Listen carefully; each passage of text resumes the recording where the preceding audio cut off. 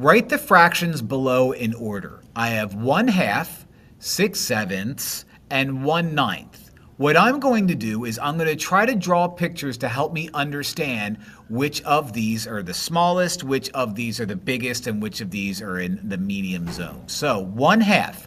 Imagine 1/2 as being a pizza, so split it into 2 equal parts and shade half of it. So, all right, half the pizza, I can do that. 6/7, drawing this out is going to be kind of difficult, but that's okay.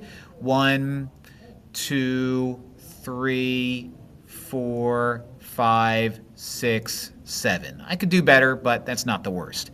Now shading 1, 2, 3, 4, 5, 6 of these gives me most of the pizza.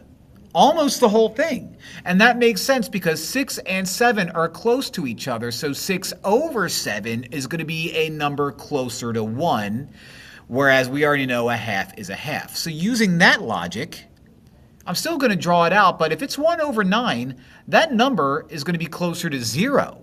Because if I were to try to draw a pizza with 1, 2, 3, so let's do 9 slices. 9 slices right there. I'm only going to shade one of them. That's not a lot of pizza at all.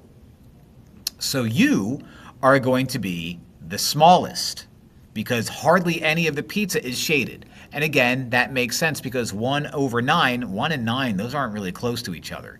You are going to be the biggest because most of the pizza is shaded here. And the blue one, you are going to be right in the middle because it's only half. So, listing these in order, my smallest one is 1/9. And then my medium one is 1/2. And then my biggest one is 6/7. And those are my numbers in order.